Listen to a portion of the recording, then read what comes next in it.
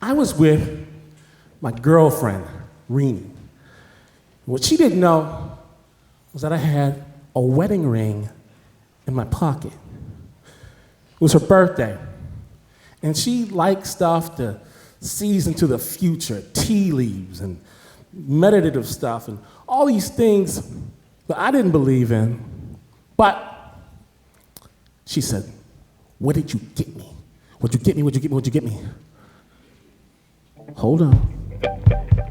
I got you an appointment to see the #1 Vedic astrologer in the country. It starts in 40 minutes. You are the best boyfriend ever. I am. And she's going on about what she's gonna ask, what she's gonna ask. She likes to see the future, see something into the distance. And I don't know what she's saying because in my head, I've got this Marathi script going.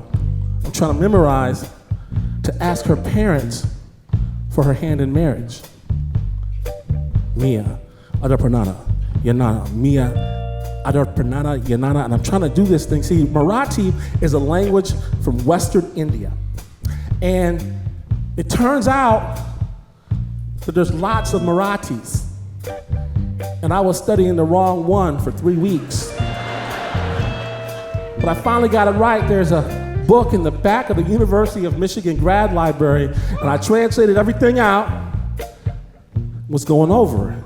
Mia, Adora Panapa, Yup Lapa, can't get it right, doing the best I can. And I'm doing this because Rini's parents are old school. They don't play this switching castes, switching communities, switching cultures. They were introduced to each other by a matchmaker 2 weeks before they got married.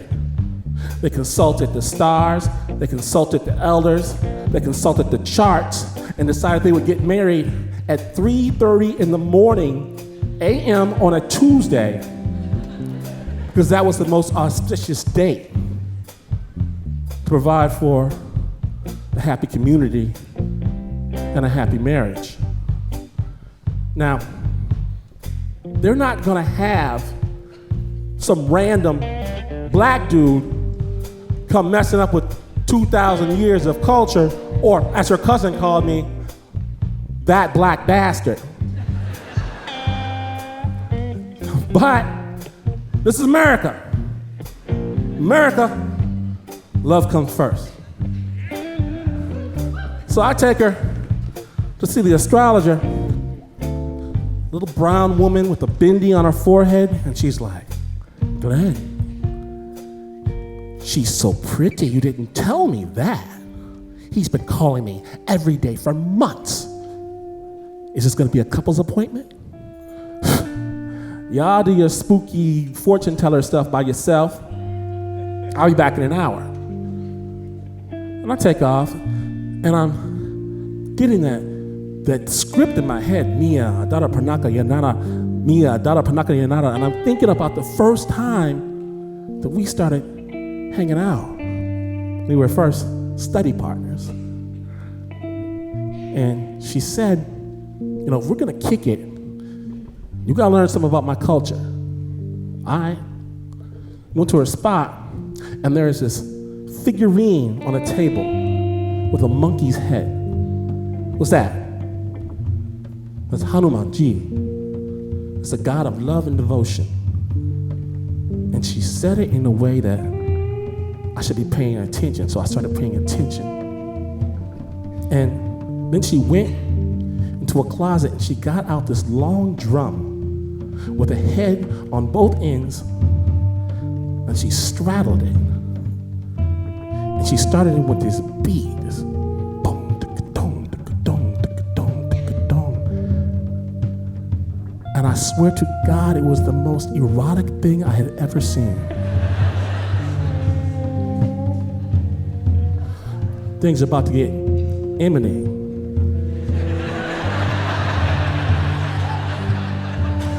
I didn't say that.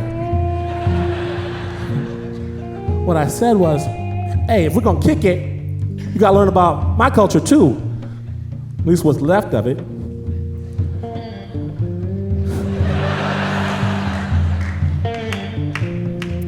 My culture comes through food. So I fixed her a plate of my grandmother's collard greens with red beans and rice, and I watched as she ate it, and she was enjoying every bite.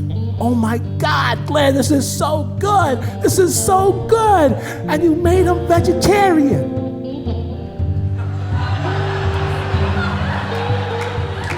Yep. Such a liar. But she ate every bite anyway. And she got up, and she came and she sat down next to me, and she put her head on my shoulder, and I felt like I won a cosmic lottery. Lucky. And I'm thinking all this, and my hour has already gone past, and I get back to the astrologer's place, and Renee's trembling. The astrologer lady, she won't even look at me. What happened? Let's go. I take Renee outside. What'd she say about me? You know I love you, right? That's what she said. What's the problem? Sometimes, Glynn, love is not enough. And I'm like, I'm feeling this weight of this culture and this language and these things and these people and Hanuman and stuff. I'm like, darling, you're making something simple into something hard. It was a couple weeks later, we're walking in a park, and she says, we can't do this anymore. Because of astrology, because of who I am, this is not something you can join. And when she ran away crying, I didn't take it sitting down. I kept that ring, and I thought, you know what? This gets me a little bit more time to get my Marathi right. Mia, Adarbarnaka, Yanara. And I kept practicing until I got a call from her cousin who told me that Renee went to India. And that was code for Renee got engaged to someone else. And I just remember falling. I can't recall even the next few days, but I heard she got back to town and had set a wedding date. And friends, mutual friends, started flying in. Some of them thought they were attending my wedding now. And I was at my table, at my desk, trying to get my mind right, reading, writing, doing something, and I hear her walk towards my door. I hear her come right up against my door frame. I hear her put her head against my door.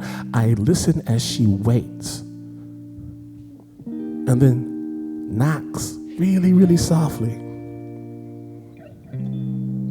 When she walked away. And I let her go because I knew even then she would never let this happen. This was not gonna go down. Until it did. She took another man's ring. I heard she was a beautiful bride. I took my ring to the astrologer's house, up and down one side of her car.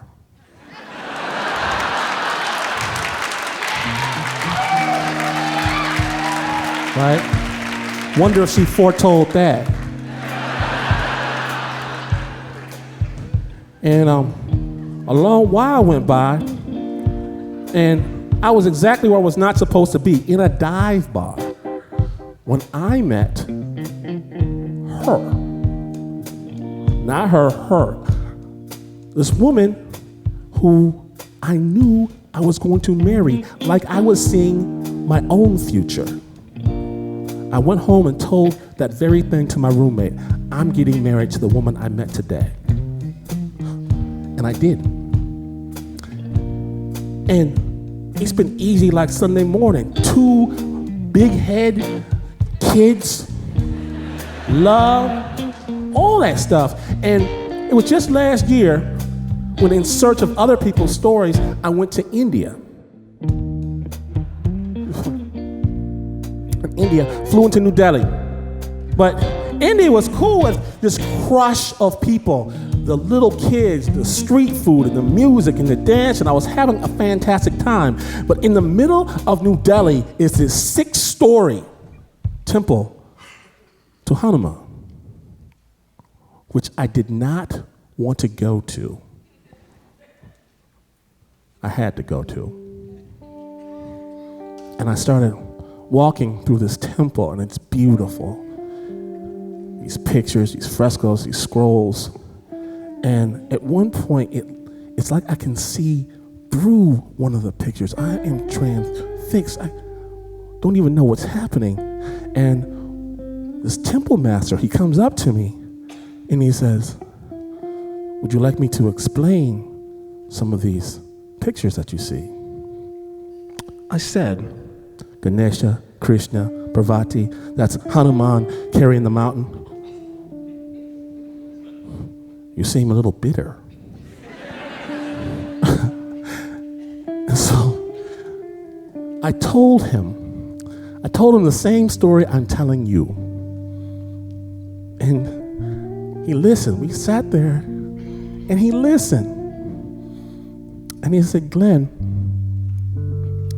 if everything you knew, your God, your family, your belief, your culture, if you had to trade it all for a promise, would you do it? Or would you make the same decision that this Rini made? I thought about it. And I realized I would.